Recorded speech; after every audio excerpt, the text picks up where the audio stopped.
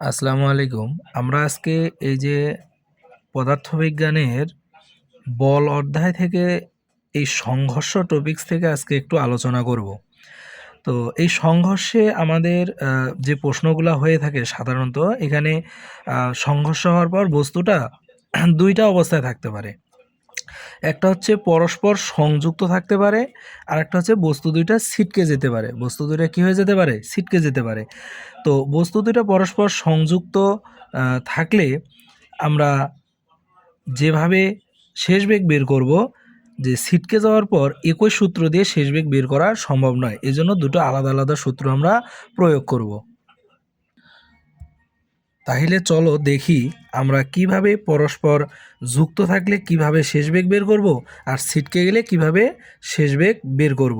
তো এখানে যদি আমি বাংলা কথাটা লিখতেছি না, আপনারা লিখে নেবেন যে যদি পরস্পর সংযুক্ত থাকে তাহলে শেষ বেগ নির্ণয় যেভাবে করব, যে আমরা রোমান সংখ্যা 1 দিয়ে লিখি যে m1 u1 plus m2 u2 সমান m1 plus m2 into V.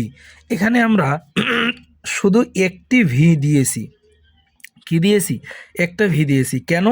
কারণ যেহেতু তারা পরস্পর সংযুক্ত, অর্থাৎ মনে করো এখানে একটা বস্তু এবং এখানে একটা বস্তু, তারা পরস্পর আসতেছিল বিপরীত দিকে, এবং এক সময় গিয়ে কী হলো? সংঘর্ষ হয়ে গেল, এবং এরা পরস্পর এক সময় এখানে কী হয়ে গেল? যুক্ত হয়ে গেল, পরস্পরের সাথে যুক্ত হয়ে গেল। সাপোজ আমরা মনে করলাম যুক্ত হওয়ার পর এরা এই দিকেই যাচ্ছে। কোন দিকে যাচ্ছে? আমাদের হাতের ডান দিকে চলে যাচ্ছে। তো এই যে পরস্পর যুক্ত হয়ে একই সাথে যাচ্ছে, অর্থাৎ কি প্রথম বস্তুটার বেগ যা হবে দ্বিতীয় বস্তুটার বেগও ঠিক তাই হবে। যেমন m1 এবং m2, এই m1 এবং m2 দুইটা ভরের বস্তুরই বেগ একই হবে। এই জন্য আমরা এখানে শুধু একটি ভি রাখছি। কী রাখছি? শুধু একটি ভি রেখে দিছি। এটা কিসের ক্ষেত্রে আমরা বললাম? এটা হচ্ছে পরস্পর সংযুক্ত থাকলে, পরস্পর সংযুক্ত থাকলে।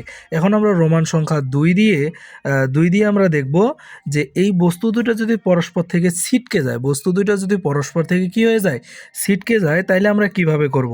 অবশ্যই বস্তু দুটো পরস্পর থেকে ছিটকে গেলে, যদি মনে করো এই যে বস্তু দুটোর মধ্যে সংঘর্ষ হলো কিন্তু এরা অ্যাডজাস্ট হইল না, এরা পরস্পরের বিপরীত দিকে বা যে কোনো একদিকে যাওয়া শুরু করলো, কিন্তু আমাদের মূল কথা হচ্ছে এরা সংযুক্ত হয়নি।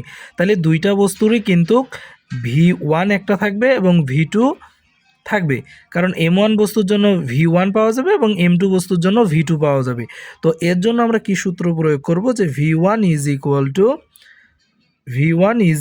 টু M1 বিয়োগ M2 into U1 plus 2M2 U2 divided M1 plus M2।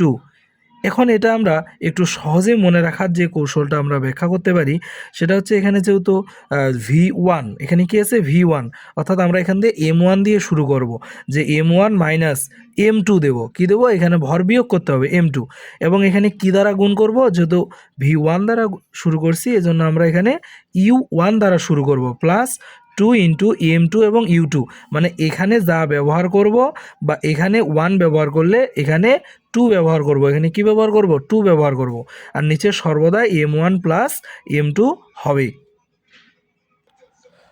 চলেন এখন আমরা দেখি যে V2 কীভাবে নির্ণয় করা যায়। তাহলে এখানে আমরা ঠিক সেমভাবে V2 নির্ণয় করতে পারি, যে V2 ইজ ইকুয়াল টু, যে এখানে যেহেতু 2 দ্বারা শুরু করছি, তার মানে M2 বিয়োগ, তাহলে এখানে অবশ্যই M1 দিতে হবে, এবং এখানে যেহেতু M2, তার মানে এখানে আমাদের U2 ব্যবহার করতে হবে, প্লাস দিতে হবে, এবং এখানে যেহেতু আমরা কি দিয়ে শুরু করছি? 2, এজন্য আমরা এখানে দেবো 2 ইন্টু M1, মানে এখানে যদি 2 থাকে এখানে দেবো 1, এখানে যদি 1 থাকে এখানে দেবো আমরা কি? 2, তাহলে U1, আর নিচে সর্বদা M1 প্লাস M2 ব্যবহার করব। তাহলে আমরা এই দুটো কখন ব্যবহার করব? যদি বস্তু দুইটা কি হয়? ছিটকে যায়। যদি বস্তু দুইটা ছিটকে যায়, তাহলে আমরা এই যে এই সমীকরণগুলো ব্যবহার করতে পারবো। আর যদি বস্তু দুইটা পরস্পরের সাথে সংযুক্ত থেকে যায় তাহলে শেষ বেগ বের করার জন্য আমরা সরাসরি এই সূত্রটা প্রয়োগ করতে পারবো যদি বস্তু দুইটা পরস্পর সংযুক্ত থাকে। তাহলে এই ছিল আমাদের শেষ বেগ বের করা নিয়ে দুটো মজাদার সূত্র। ইনশাল্লাহ আমরা আগামীতে আরও ভালো ক্লাস নিয়ে আসব। আপনারা সবাই সাপোর্ট করবেন এবং সাবস্ক্রাইব করে দেবেন, কমেন্ট অবশ্যই।